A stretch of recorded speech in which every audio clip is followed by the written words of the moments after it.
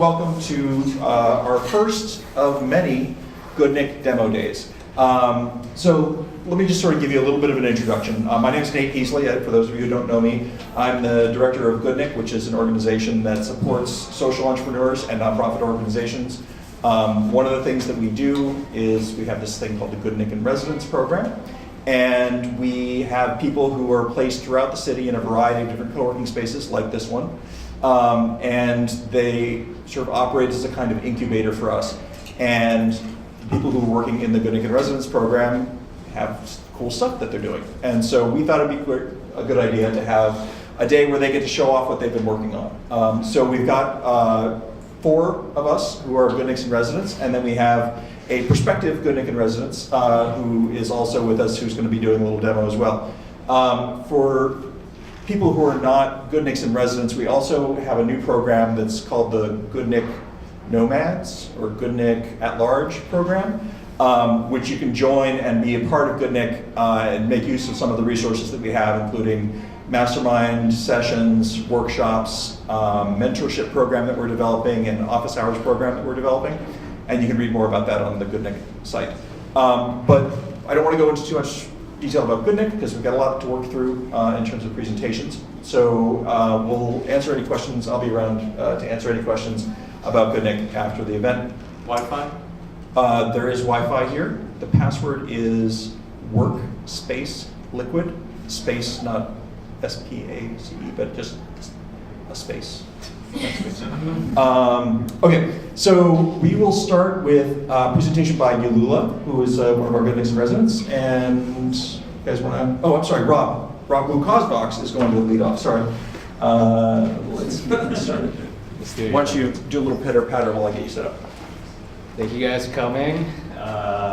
If I were sitting in your seats, that would be kind of miserable because I would have walked all the way in the cold and through the whole big sled on Broadway, so thank you guys for coming. So my name is Rob Wu. I'm the founder and CEO of CauseVox. We actually presented at Goodnik in 2011, so this is kind of like a homecoming to us. What we do at CauseVox, we're a crowdfunding platform and peer-to-peer financing platform for nonprofits and social good projects. In 2011, we launched at Goodnik, I think, in January, which is the month we're in, and then 3 months later, we ran a campaign to raise funds for the Japan tsunami. So we raised over $120,000 within 10 days on our platform. Fast forward a few years, then we've helped over, I think we helped a couple of hundred nonprofits, a couple of thousand people raise millions and millions of dollars online. So today I just kind of want to give you a brief overview of what CauseVox is. It's going to take 5 minutes, so you won't get bored. Show you a few examples of recent campaigns and then field any questions. So, all right, let's get started. Thanks, Nate. Okay. All right, so CauseVox is a crowdfunding platform. One of the cool things about us that we've been working on is helping people have the ability to design their own fundraising sites. So we've seen that through studies show that if you can brand a crowdfunding campaign, if you can brand a donation page, you tend to raise 14% more donations and 40% more donations over the life of the donor. So that's one thing we're working on. So what we help nonprofits and social good projects do is help them create their own crowdfunding campaign where they can brand it however way they want to. They can even have it posted on their own site. So for example, this is Project Renewal. They're downtown Manhattan. And what they do is they provide homeless and shelter services to people who are homeless. This past November, they raised $70,000 within a day, which is very cool. This is a one-day campaign, but they use our platform. So on our platform, it's like a typical crowdfunding platform where you have just the media, impact metrics, but one of the things that we add on, which is very important for social good projects, as well as nonprofit crowdfunding, is the ability for you to have your supporters personalize the campaign. So what we've seen in CauseVox is that through these fundraising pages that people can create, it's like when someone goes run a marathon and then they send you their personal fundraising page, their email, or Facebook, and they ask you, hey, donate to me. So we empower anybody to do this. They don't have to pay thousands of dollars for this platform. They can just flip a switch and then have all their supporters create these personal fundraising pages. So it's very, very cool. So kind of back to the first example, this is one of my favorite ones. It's beard for boobs. So it's like they're growing a beard for boobs, which is pretty cool. But the whole thing is to help fight against breast cancer. So the $20,000 that they raised, it started at $5,000. Then a couple weeks later, they raised it to $10,000, and now they just broke $20,000, which is pretty amazing. So they use a platform, and this is just a guy organizing it.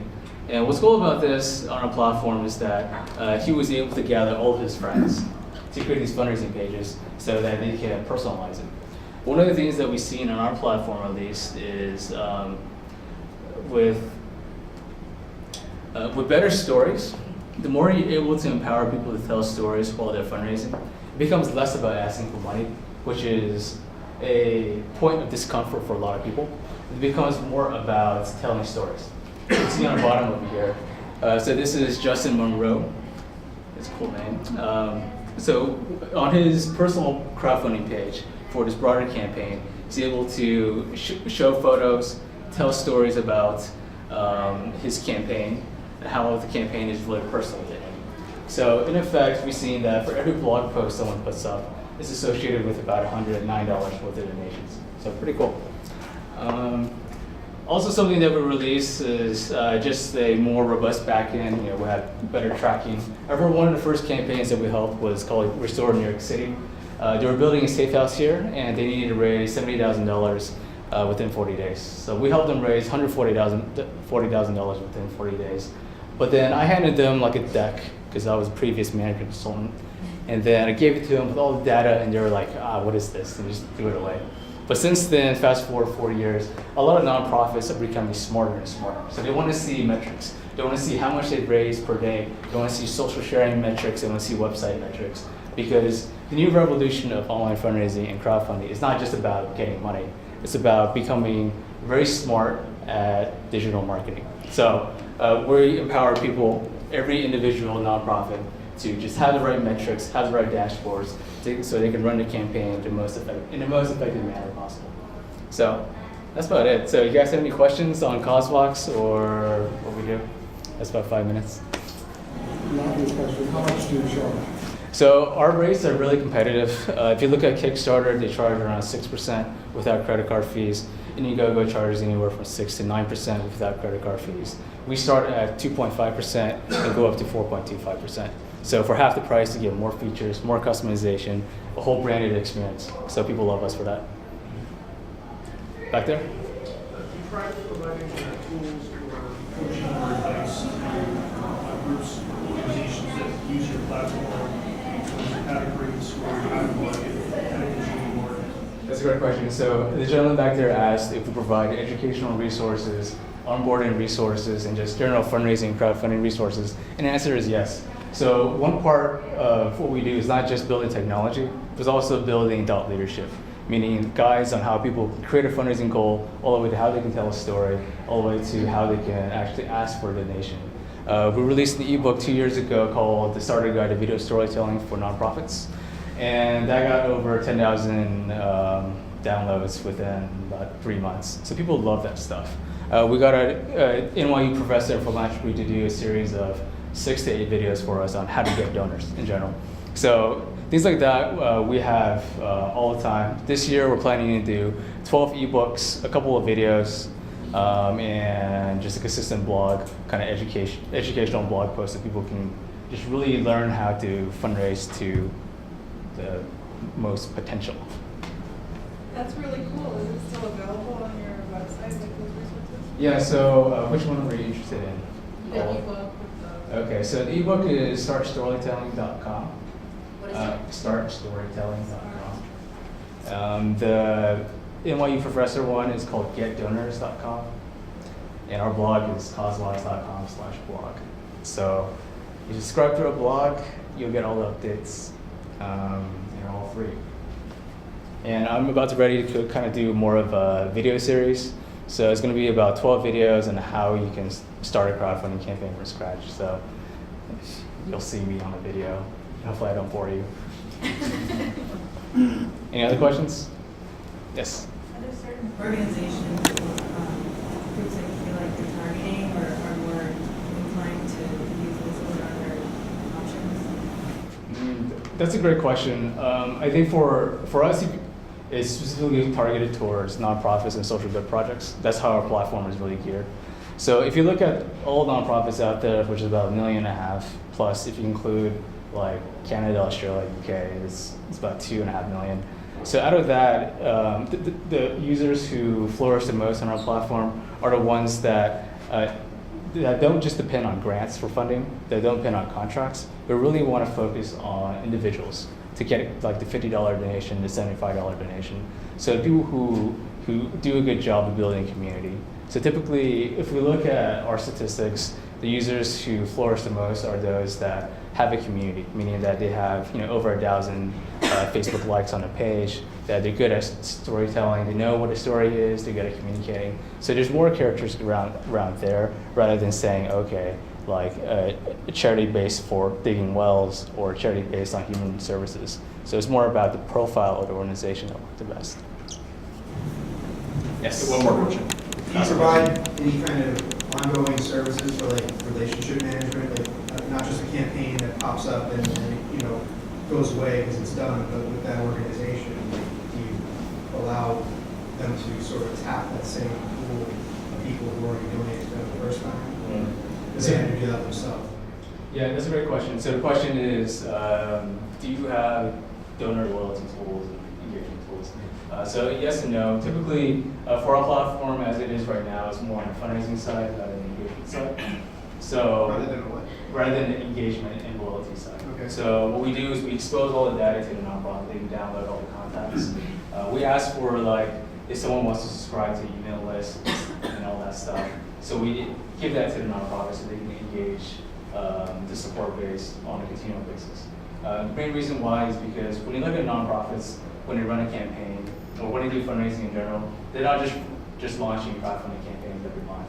They might do a campaign in the spring, and then they'll do like a gala in the summer, and then do some other event in the fall. So the idea is that you want to empower the organization with the right data so that they can use those lists, use those donors for some of their offline events or some of their repeat campaigns. So that's what we do right now, but we have plans to kind of build in more of the engagement tools. It's not going to launch until later this year, though, so I can't say we haven't.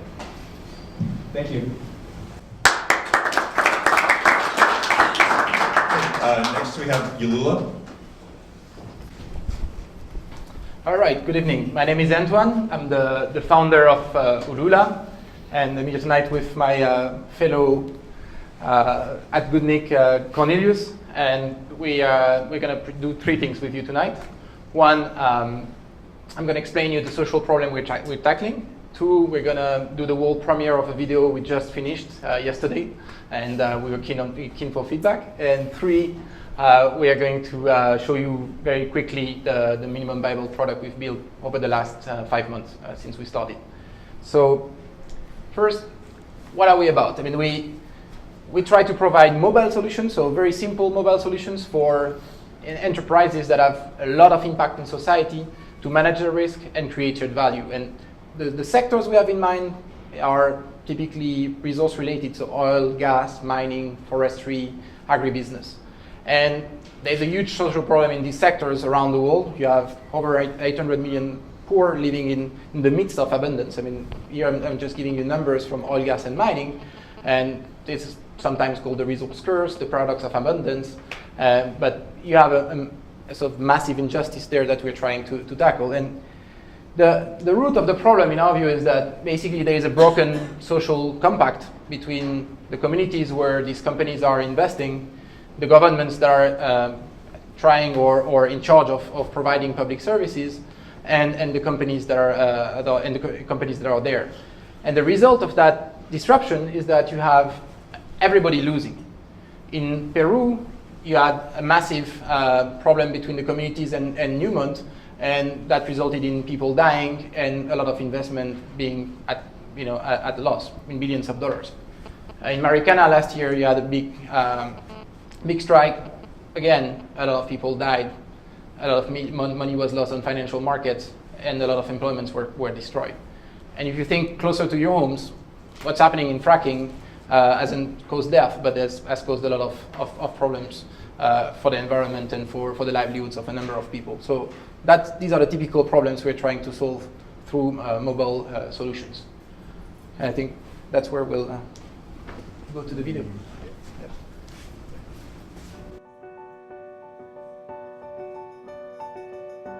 Every global industry operates in a local context.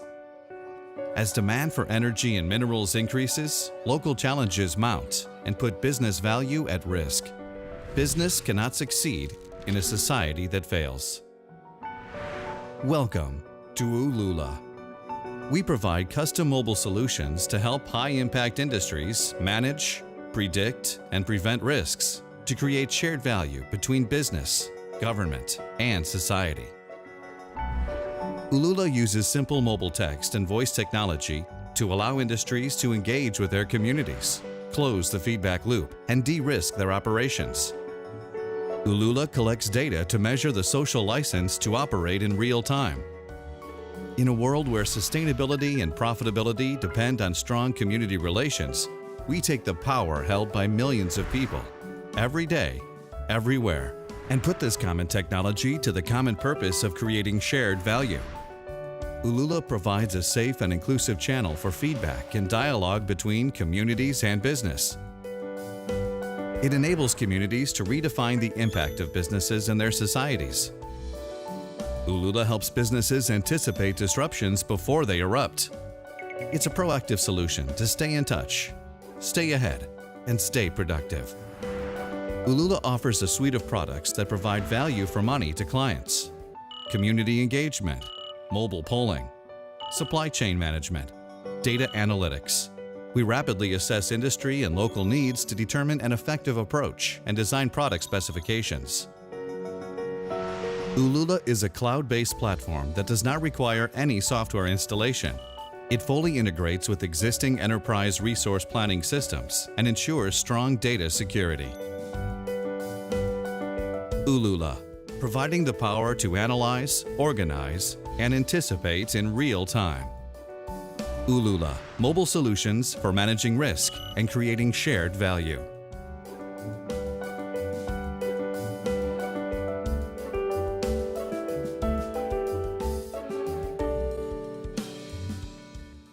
So in the last part, what I want to do is just show you, from a sort of shiny video where we are, which is much uglier and much closer to the reality of the communities, in the field that basically have mostly dumb phones and no smartphones and are really trying to raise their voice. And basically what we've done is created a two-way SMS platform where, if you have a problem, you can send it to us, and we will keep your identity anonymous.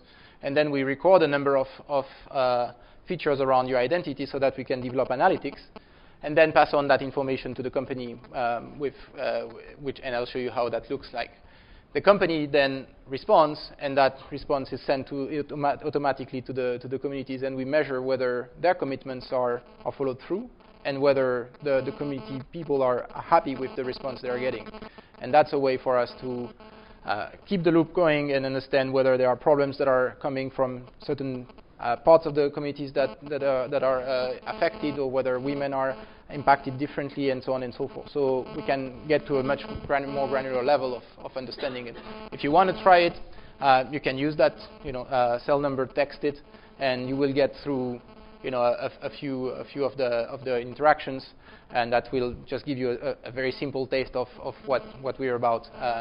Obviously it won't get to the end of it, because we're not in a real case. Now, how that look like from an enterprise perspective is that all the data that we collect goes into a dashboard, a database. It's anonymized, so we don't know who the identity of the users are, so that they don't feel that they can be retaliated against, and that's very important to maintain trust. And then we collect all sorts of information around that, can prioritize issues according to how important they are, how many people are reporting it, so that we can take rapid actions when needed. And then we measure the response on the user side. And these are key things that can enable companies to make better decisions and to have better impact. And when there are incidents happening, to provide rapid response to these guys. the metrics that also, I mean, that we provided, that's the sort of things that we get to, where we see how much engagement we have, the responsiveness of the companies, the satisfaction rate of the users, and we try to mesh all of that into an index that basically says, you know, how good is your standing in the community where you're operating, and by measuring that, they can anticipate problems before they arise. So that's the idea, and that's it. Thank you. We have time for a few questions. Sure. I have a couple questions. First, I was wondering if you could talk a little bit more about what the risks are if companies don't effectively engage with their communities. Mm-hmm. And secondly, I was wondering how companies typically engage with communities, the companies you're targeting. Yeah. Engage with communities. So the current system is that typically when you're going to invest billions of dollars, you're going to do a survey of, you know, what are the conditions of the people, what do they want, and then typically you're going to invest quite a bunch of money to, you know, satisfy some of these needs, and you're going to take a photograph of that. Then, you know, I don't want to characterize all companies, but typically you will forget about it for at least a couple or 3 years, and then again maybe you'll come back and do another survey, understanding, do people like us, what's wrong with us, or what's good with us. But if anything happens in between, which, you know, there is quite a likelihood that it does, then you're at a loss. And the jargon in the industry is that you get your social license when they do all these nice things and invest all this money, but then once you've lost it, it's too late. So you have to have a more continuous understanding of that, and they lack, I mean, they lack the tools to basically be, I think, not even in the 21st century. Sometimes it's just being in the 20th century. Using mobile phones, you have, you know, 98% penetration, and even in, you know, the Mozambique or Ghana or many places we're looking at, that's the main channel. Everybody has that, and you can really change the interaction. And we're not reinventing the wheel here. We're using a system that's been used for other social causes and repurposing it for our needs. So. It's just adding a channel for them to engage and really trying to get the voice of people who typically don't have a voice. Because when you have these things, I mean, they do town hall meetings, so who raises the hand is the old male in the village, never the women, never the youth, never the poor. So you also want to bypass and create a different power dynamic within the community so that the voices of the poor and the disempowered can get heard. Yeah, and then after. Piggyback on that, I also have two questions. First one is, so how are you getting people to engage in this platform? And then the second one is, are you taking this technology and are you getting requests to apply it towards domestic community needs assessments and things like that? Or are the applications that are happening globally kind of are you getting requests to apply it differently as well? So the first on engagement, I mean, we put a lot of emphasis on the non-tech aspects. I mean, the technology is pretty basic in a sense. It's probably 1/3 of the problem.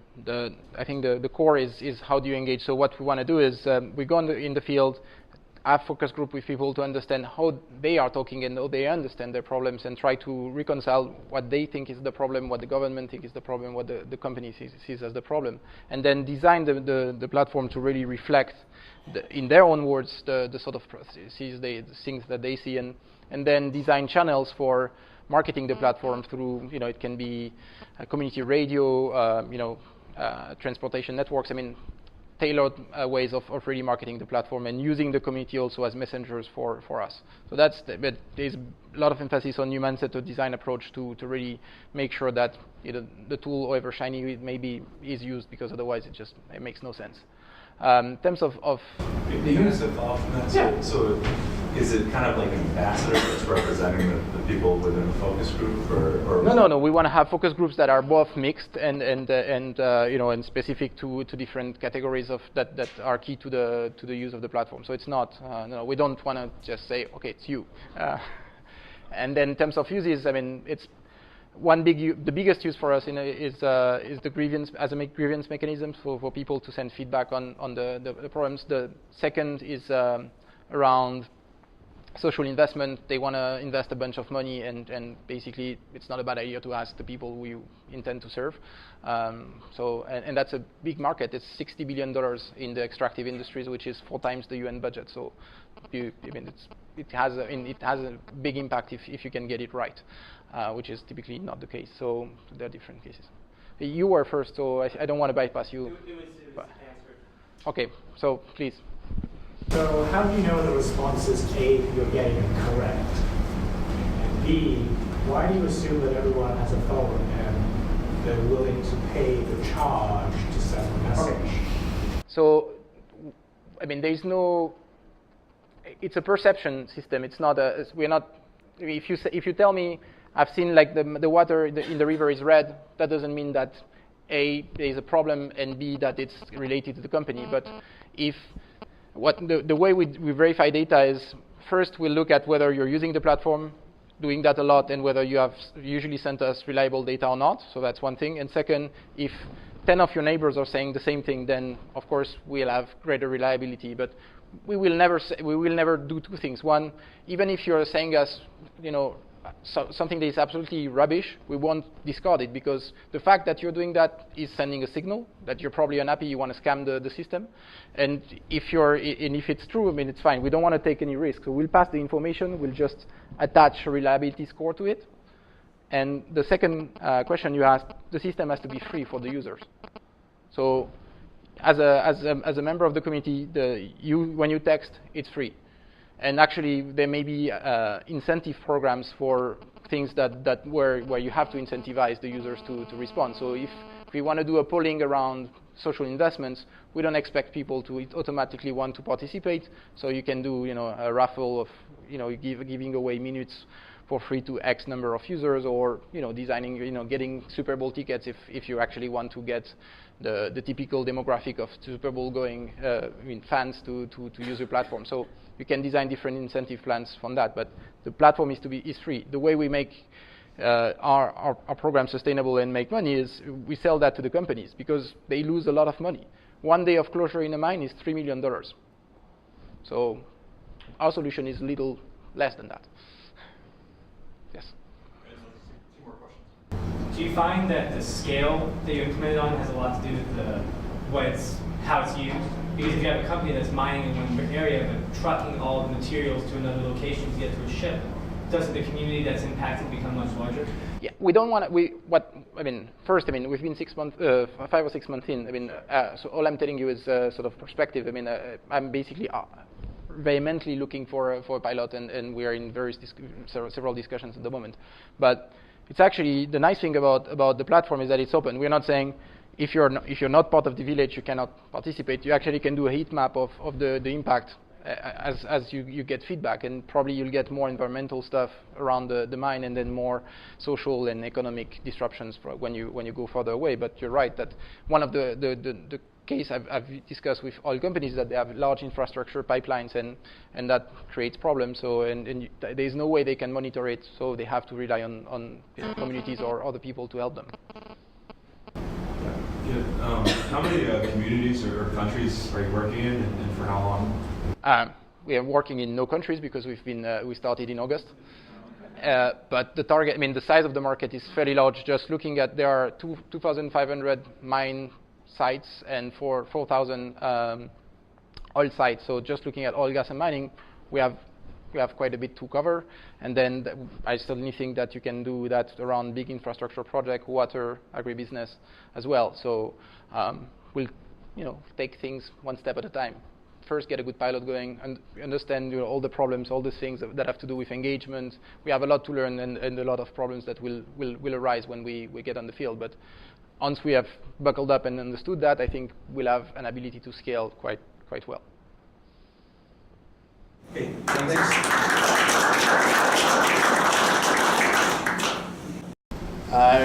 Glad to be here. Really awesome projects. Robin, Antoine, pretty cool stuff. So my name is Rob Vacca from SeekChange, and let me tell you what we do. So what we're interested in doing is reinventing the world of self-help. You guys are probably familiar with self-help, but generally if you don't know much about self-help, About 33 million people buy self-help books like this awesome book, if you haven't read it, by Karen Armstrong, Steps to How to Live a Compassionate Life. Just to get an idea of scope, that's the size of Canada. If anybody's here is Canadian, I'm not insinuating that Canadians need self-help, but just to get the size, it's a lot of people. So then the question that comes to mind is, does it make the world a better place? Does self-help do it? The answer is I have no idea, probably, maybe. But what I do know is that there are some fundamental issues with self-help. When I say self-help, a lot of people are like, oh, there's like a stigma, but that's not the issue I'm talking about. The issue that I'm talking about is that social wellness is often completely left out. We do a lot of stuff about compassion, being a better person, but we don't really extend that beyond the individual, and that's a problem. Second is that there's an enormous amount of emphasis on knowledge, knowing. Why is compassion important? Why is altruism? Why is confidence and all this stuff, empathy? Why is that important? But there's not enough emphasis on action and helping people actually develop some of these skills and strategies and implement them. So just to give you an idea of what is a typical self-help intervention that people do, besides if you have hundreds of dollars, you might go to coaching or psychotherapy. But most people don't drop that much money if they don't have like some clinical disorder. They go to Barnes & Noble, spend $11 on a book. They might download an app like this awesome one called Lift. It's a habit tracker. You set an intention like, I want to compliment myself, and then you count the number of times you do it, and other people are like, oh, that's awesome. Or you might spend like $10 on a journal, put it all together to reflect. So you have the knowledge, you have the support, and then you stick with it for like a week, and then you totally drop off. It's called low adherence. It's a mental health issue. Low adherence is a huge mental health issue. And then also there's no social impact that's connected. So really what we sought out to do with SeekChange is create a platform, a mobile wellness platform that focuses on social wellness and focuses on action versus just knowledge. So step one is the way that it works. So we have a version 1 that we put out there. We ran some computer interaction studies. I'm a PhD student at NYU. And so this is version 2 that we're putting out on February 19th, and I'll talk to you a little bit more about that. So step 1 is you look at our different library of workouts, and you select the one that you want. So you can select mood tracking intensive. And as you can see, each workout has like details. Each workout consists of several activities. So in this case, you have an activity that starts off with gratitude journal. You do that for 2 days, and you move on to mood tracker. You do that for 2 days. So it's a sequence of activities. Then step 2, once you've signed up and enrolled in a workout, you start working it. So really, you're hanging out on your couch, you're chilling, you've enrolled in a workout. Notification comes up. It's telling you, would you like to engage in this workout? You click on the notification. It asks you whether or not you'd like to do this today. Maybe you're going out for a drive to Long Island. You don't need to feel guilty about it. You just don't want to engage in a workout. That's fine. If you say no, then it starts to adapt your scheduling. It starts to hit you at different days. It tries to figure out what is sort of more convenient to you. So some simple back-end rules logic. If you say yes, it schedules some check-ins for the remaining of the day. So you were notified at 9 o'clock, schedules some data check-ins at 2, schedules another one at 8, and again, it starts to adapt if you respond or don't respond. So here's some examples of some activities. So you have the gratitude journals, the sentence completion. I am grateful that I have blank, and you start to sort of go through the action of doing that. The emotion regulation people, mental health people, they call that attentional control exercises. And there's tons of really cool studies out of UPenn and Harvard all about how this affects brain plasticity, and the more types of exercises you do this over time, your actual brain structure starts to change. Another activity is reframing activity, where you look at a specific script and you try to reframe it in a particular way. Certain people, if you do this over time, you start to notice that you can force yourself to interpret things different ways. This is called the cognitive reappraisal activity in the emotion regulation literature. So one question that we often get is, what the hell do you mean by emotion regulation? So this is a great question, because our whole platform in terms of activities is based on emotion regulation. So just real quick, this is the model that scientists would put up and say, this is the emotion regulation. It's really simple, left to right. Something happens to you, like a breakup, and there's certain strategies that you can use as you go to your final emotional response. And in the middle, you can start to do certain things. So what we're focusing on is attentional and reappraisal. You can change what you pay attention to, and you can change the way you interpret what you pay attention to. The more types of exercises you do in a particular context. And that's pretty much in a nutshell the types of activities that we do. And then step 3 is where the social action comes in. A lot of these things on altruism, empathy, becoming better, all the self-help topics, they all can be extended to go beyond the self. So we're looking at open APIs like Kiva, Donors Choose. A lot of these tools have open API we can plug right in and allow people to connect to an existing ecosystem.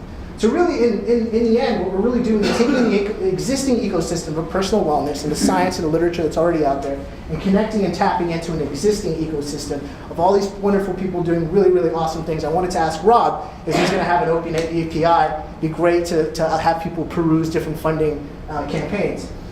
So really what we're doing is for individuals, it's free to use. You just have to give us permission to use your anonymous data, because we're writing papers and releasing on how you can use mobile platforms to do this type of stuff. And our sustainability is we make money off of coaches, therapists, counselors, and even research labs that want to disseminate these types of exercises, gather data. You can create your own custom workout and do all sorts of stuff and customize stuff. And really this stuff is important. I mean, a lot of the stuff that you get is like disorders, right? Time magazine, 1 in 10 are depressive and have anxiety disorders. But there's a whole population out there that might not have disorders, might not have issues. And those are the types of populations that we're also interested in serving. So baby comes back out. So what can we use help with from this community? So like I mentioned, we have a version 1 that came out. We ran some studies. Totally went back to drawing board, gutted, created a new platform. Version 2 is going to be released February 19th. So you go to the website, sign up. It'd be really awesome to get you guys giving us feedback. And second, partners, if you know any coaches or any open APIs that are not sort of like well known, that you might want to partner with us, we'd love to have you. So thank you very much for your time.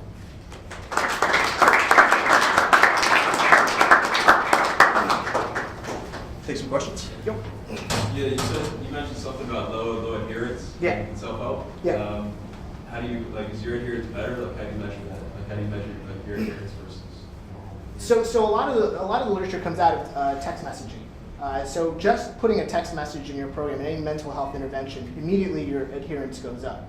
The tricky part is the burden, right? If you're dealing with a population that is not committed because they're not part of the study, they're doing this on the side. If you get bombarded with a bunch of text messages, you need to balance burden with adherence. So to answer your question, you maximize adherence by having some sort of intervention that pulls you in, rather than just expects you to push forward. And then you balance that by not overburdening the individual. And the way that we've done that is we've done that with intelligent scheduling. That every time you respond or don't respond, it goes into a bank of data. And then every time we reschedule you, we just look at the different facts and run some specific rules to fire specific scheduling requirements, if that makes sense. Do you have like a number or a success rate or like adherence rate? Well, we ran 672 people through. These were volunteers. I mean, the data is highly skewed because you're talking about willing participants that are really, really eager to do this type of stuff.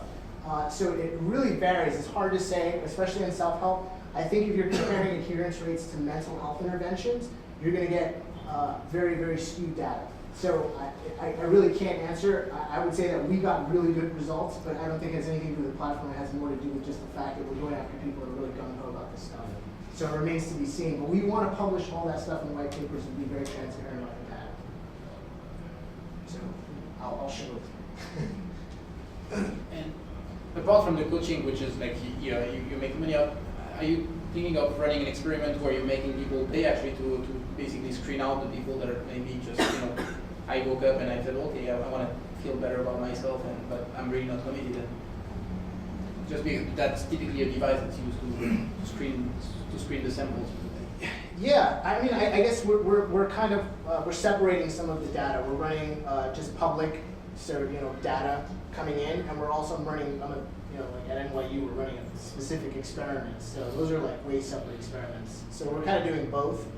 In terms of, I think one of the hard parts of anybody's used habit apps is that when you don't do something, it's like sucks, you feel guilty. It's like, oh, I've done something. And so you have a negative association. It's like you failed your app somehow. And we really don't want to go into that because this work is for you, which is one of the reasons why the daily check-in is so great, because it's like, do you want to do this today? If you don't want to do it, it's totally fine. It's just like you set it up. So it's like so there's like little things like that, and there's a whole piece that we didn't mention that I'm doing research on as well, which is like data. There's a personality, and it's using your psychometric data, so you get messages. Yeah. So so we're working on that. And that's a lot of the programming, but that's sort of like our experimental end that we're playing around with. Yeah. So we're improving that. So it should be much better. Oh, I've mentioned this. It was good. Okay. All right. Have you thought of integrating it with quantified self kind of things? Yeah, absolutely. absolutely. I mean, a lot of this stuff, and to a certain extent, it is quantified stuff. I think one of the big problems, if you look at the mental health interventions versus the quantified stuff called like trackers, is that the quantified stuff works really well because it tracks and you don't have to do anything, right? You just strap on a little thing and walk around and just start doing it automatically.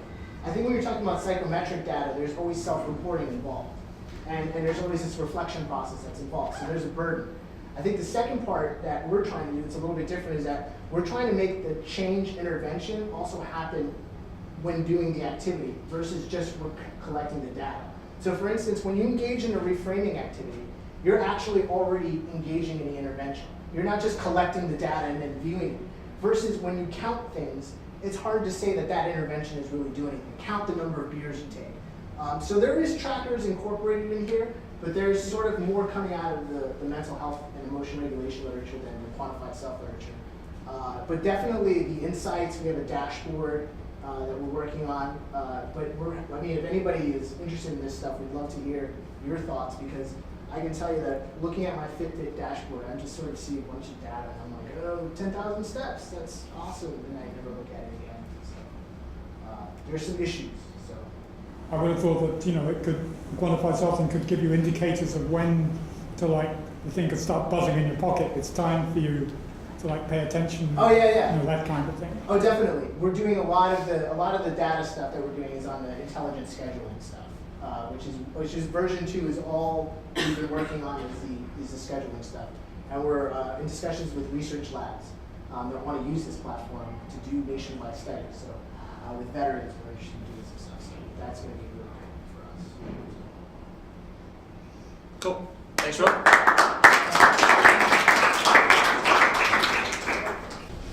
Hi.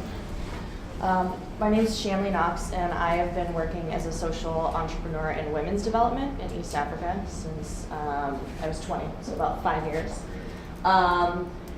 So my first social enterprise was called Nakate. It was an accessories line that I developed with a group of women living in rural villages and in a slum outside Kampala, which is one of Uganda's largest cities. Running that social enterprise for about 4 years, I learned a lot of skills within supply chain management and shifting local mindsets. So a lot of times when you're working with impoverished communities in Uganda, where a lot of my experience has been, you're dealing with people that they've never been in international markets, they've never had to produce something on deadline, they've never had to produce certain quality. So that was a very interesting process for me to begin learning how to do that, and kind of a small way to really learn those skills within that community. As a social entrepreneur, you're always kind of looking for that sweet spot where your skills and a social need and the market need all come together and you can develop something that actually works. And that's what started happening for me and my partner last summer. Our business is called Olivia Knox, and it actually started on the back of a motorcycle. I was going to dinner with one of my friends in Uganda and telling him how several of my clients for Nakate were wanting cow horn products.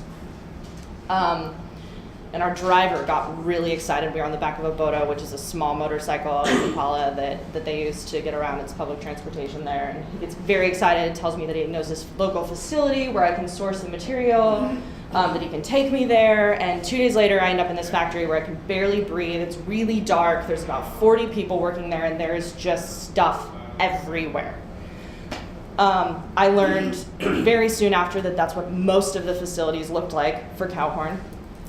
And in the months following, as I did research, learned that cow horn was actually one of Uganda's largest resources. So this is an Nkole cow. They're originally from Somalia.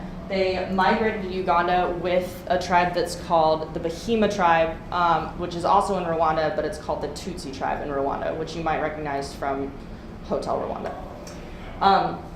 This cattle, their horns span 4 to 6 meters. Their color ranges from black to ivory. It's often mistaken for ivory. So they have the largest horns in the world. They also have the widest color range. Our business from the very beginning was a social enterprise dictated by market need because, or rather it became a social enterprise because of market need. So what I discovered was that there were all these designers in these fashion houses internationally that had come and they had tried to source this material.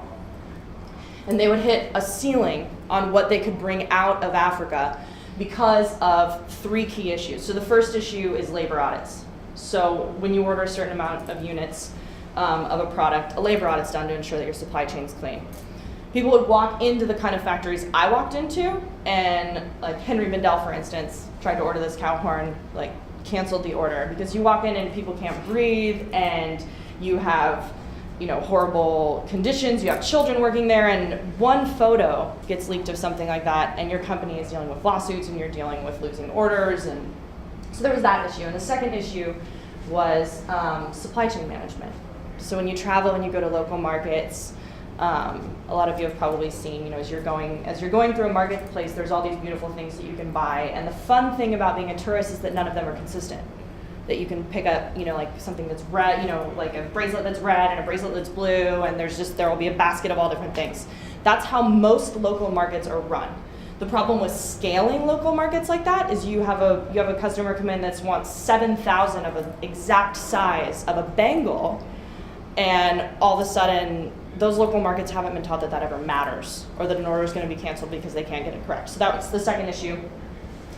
And then the third issue was with exporting. So Uganda, while this is one of their largest resources, every day there's about 22,000 pairs of Nkoli cattle horn that are thrown out after market. They had never built out a local manufacturing industry to work within that. So most of the horns would go to Kenya.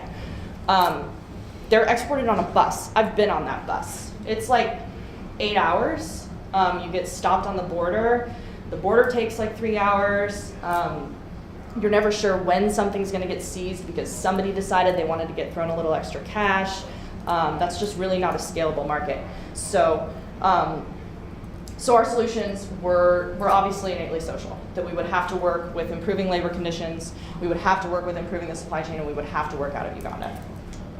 So the reason that we wanted to work with this product is that it hit several key points that you want if you're going to work in luxury markets, which is our target. The first is that it's rare. So Nkoli cattle horn, particularly because of its ivory color, isn't accessible outside of Uganda. So our consumers get a product that is both rare and it's refined. It's versatile, so you can do a lot of different things with it within that market. Everybody's product isn't going to look the same. It's artisanal, which post-recession is a huge part of luxury markets. People are looking for something that's distinct, people are looking for something that's unique to them, and they're looking for something that has a story. And then lastly, it's conscious. And CSR has been one of the biggest issues that's come up for designers in luxury markets in the past few years because similar to what you're dealing with a supply chain audit and someone coming in and seeing that factory, if something's not conscious and you go in and you see all these workers, you've lost most of your industry. Our products are in 3 main markets. We're looking at garment accessories, which is things like buttons, toggles, that kind of thing. We're looking at accessories, so bangles, glasses, frames, earrings, necklaces, like accessories, components, and then household products. So bowls, like you think of toothbrush holders, cutlery, all those kinds of things. And that's basically us. We're working to start pitching to investors in the next 8 weeks, and we are getting ready to sign an agreement with the Ugandan government has actually begun putting money into a large manufacturing facility that's been developed for people to manufacture out of in Kampala. So we're moving a lot of our workers into that facility to begin training them, and we just launched a couple weeks ago. So we're working to push for it. So.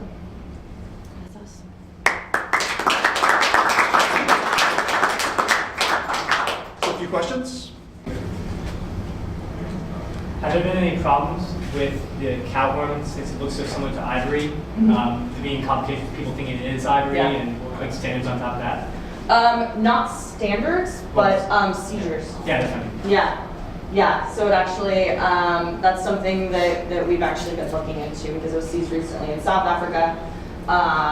It goes through Asia a lot. In Western markets, typically they recognize it a little better. yeah, we've been looking into the differentiating. That's both something that's great for us because it's a replacement for ivory, so that's another great social component.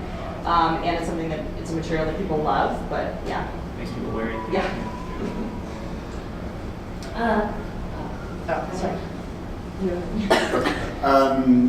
Can you tell a little bit about the what you've actually done in Uganda, sort of like the size of your manufacturing facility and how many people do you employ and how do you ensure that these problems that you've been talking about do not come up while you're based here in NYC, I suppose.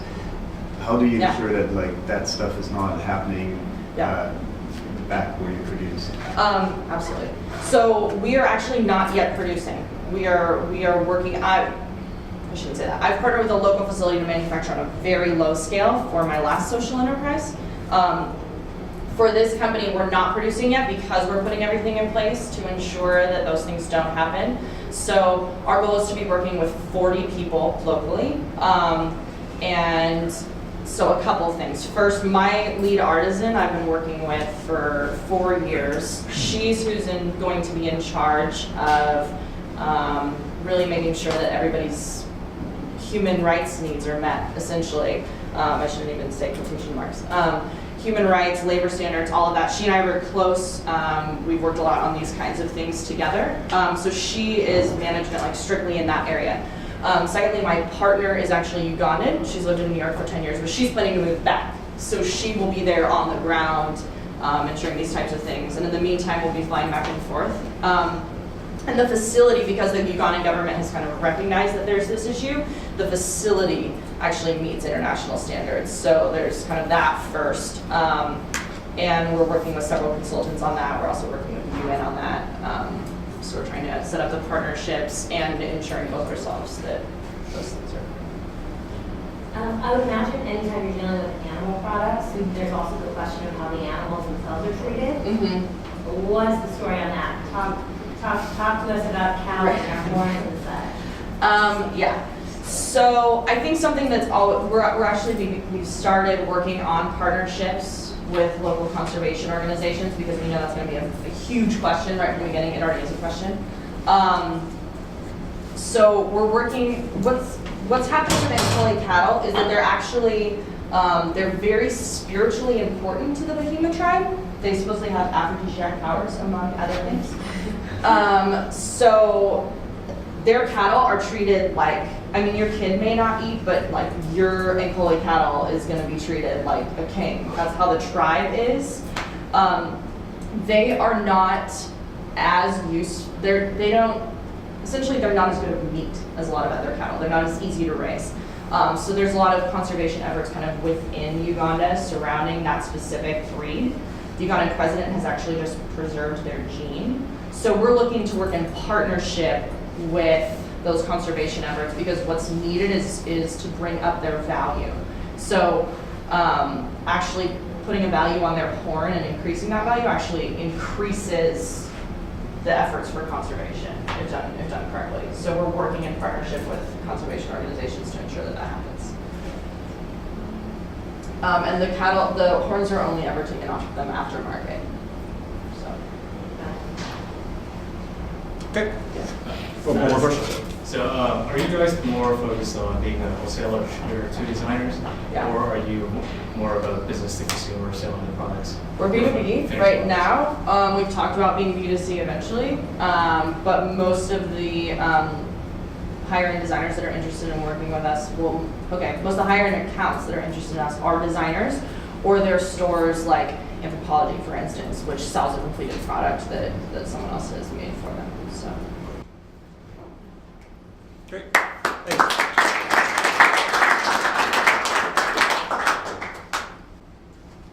All right. So Goodnik is an organization. We've been doing a bunch of different projects and programs throughout the years. And the Goodnik in Residence program is probably the cornerstone of our efforts. But one of the things that I have been meaning to do, and there's been a real need for the community for a long time, is finding other ways of supporting social entrepreneurs, especially with some kind of skilled resource. And that's where the idea for Goodnikels started. The problem that I've encountered over a number of years is that social entrepreneurs, especially early stage, but this also applies to every kind of entrepreneur often has a hard time finding professional help, the skilled resources that they need to be successful. And often that's because they can't pay market rate. They have more time than they have money. That's one of the problems that Goodnikels is aiming to fix. Another problem that we've identified is that professionals and entrepreneurs want to volunteer. They want to help social enterprise, but they also want to be recognized and rewarded for that. They don't want this to happen in a vacuum. They want some kind of kudo for actually helping out. And finally, another problem is that companies that want to support some kind of nonprofit organization or volunteering program within their company need ways of managing and tracking those contributions by employees. And really there are very few tools that really effectively do that, especially for if you're not doing let's do a Habitat for Humanity day and take all of our employees and go build a house, if it's distributed over the course of a year and 1,000 employees, it's very difficult to track. So that's where Goodnikels comes from. Goodnikels are a solution by which nonprofit organizations and social impact organizations are able to get an alternative currency called a Goodnikel, and then use that to pay market rate for services like web design, marketing, accounting, strategic advice, all of these kinds of services. When they hire somebody like a web developer to build a website for them, they pay them in Goodnikels. That web developer is then able to turn around and hire somebody else to help them with their project. In essence, we create a community, a community economy that supports each other in helping us all get our projects off the ground. So in short, what is a Goodnikel? A Goodnikel is a time-based unit of alternative currency that can be exchanged for professional services. Each Goodnikel is worth 1/10 of an hour of professional services. Think of it about the same as a $5 to $10 bill, or somewhere in the range of what you would pay a beer, pay for beer. Each of you got, I hope, one of these Goodnikel coins at the beginning. These are worth 5 Goodnikels. If you go and use the code on the back, you can actually sign up at goodnikels.com. So let me very quickly answer a few sort of questions that most people have. So how do these Goodnikels come into existence? Basically, they start as either a grant or a loan to a nonprofit organization or social enterprise.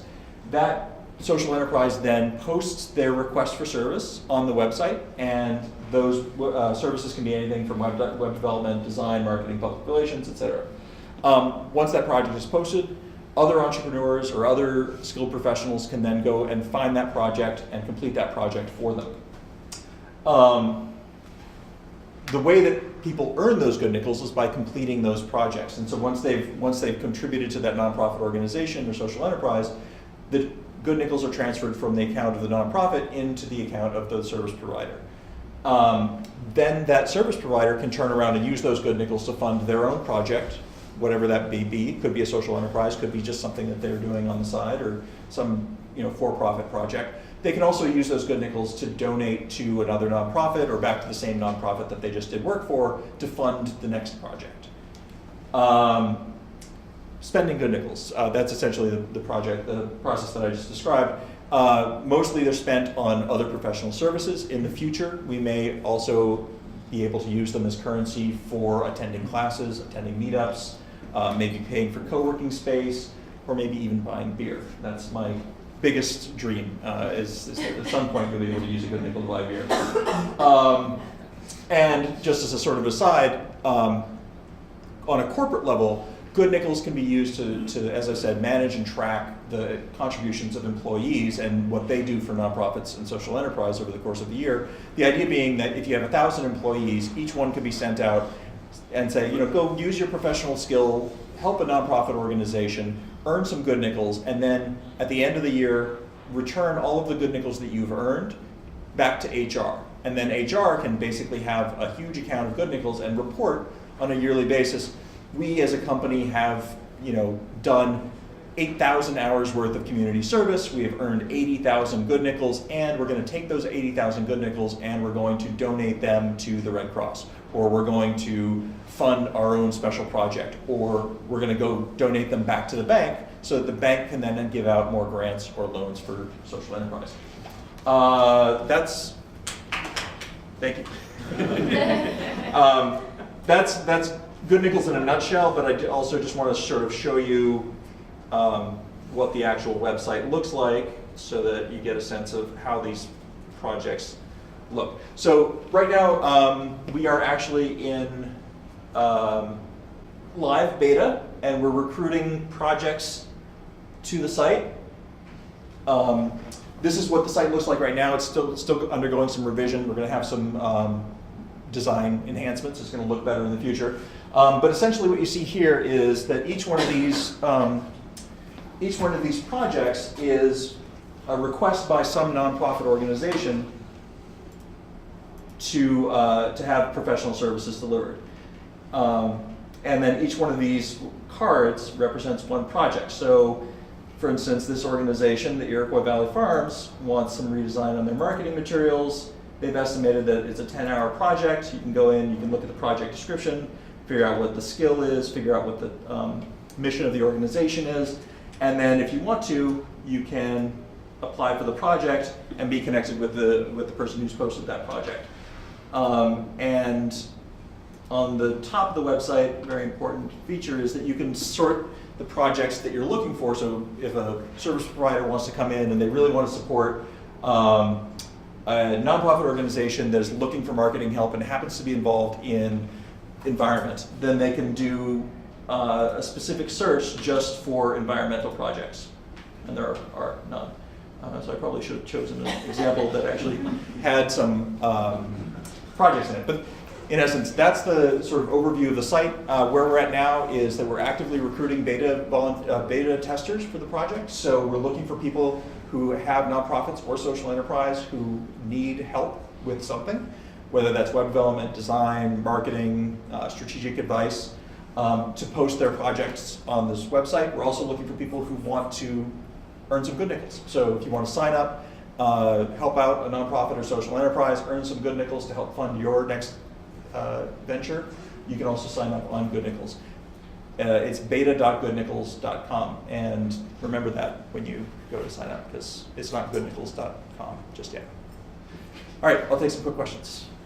Do you envision at least some percentage of the entities that fall into the nonprofit category as putting back into the system, as opposed to other people are lending so that they can use the Goodnikels that have been lent for them to get services? Yes. So an important differentiation of this website versus other, say, volunteer matching systems is that what I'm trying to do is really break down the distinction between donor and donee, and try and make it so that people understand that as a social entrepreneur, what you're starting out is something that you might need help with now, but you should be willing to contribute to other projects in the future. So every social entrepreneur or nonprofit organization will be given some kind of grant to start with, but after that, they're going to need to go earn. So if a nonprofit comes up here and says, I need 10 hours worth of website development, that first project is going to be a grant, but if they want some redesign on their logo, or if they want some accounting help or something else, they're going to have to go find another social enterprise to help out in order to earn Goodnikels and become part of that economy. So I love this model.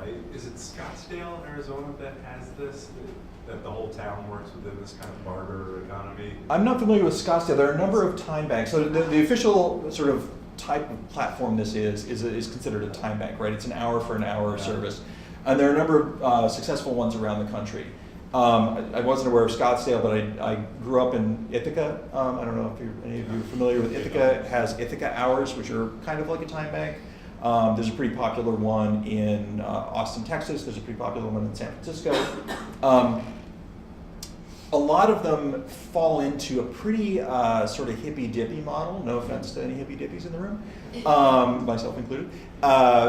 But a lot of them sort of fall into this category where it's sort of a melange of services, right? There's lawn mowing, and there's massage therapy, and there's blueberry pies being baked.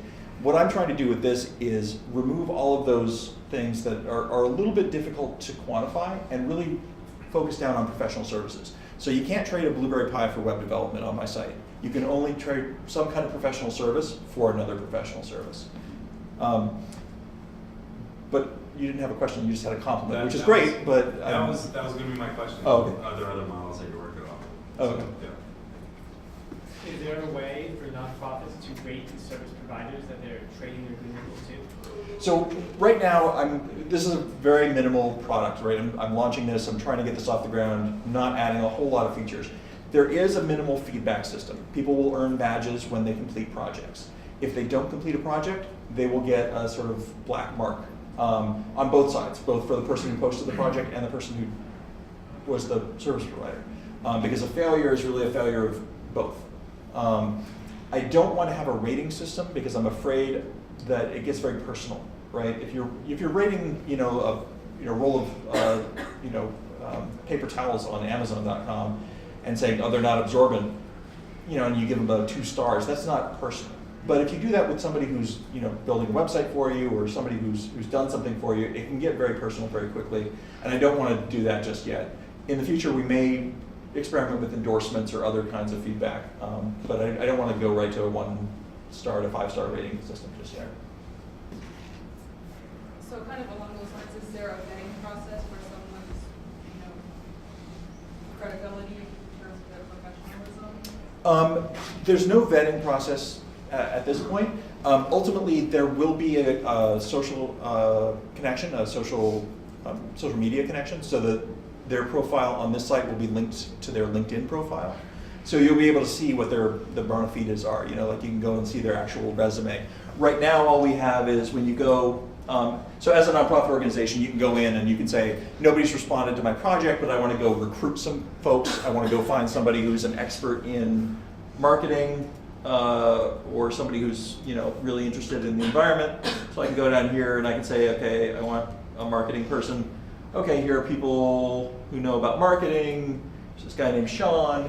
You can look up his profile. You can look up what he says his skills are and projects that they've been working on or completed. By the way, Sean is a good guy. Yeah, I think. Oh, there he is, right back there.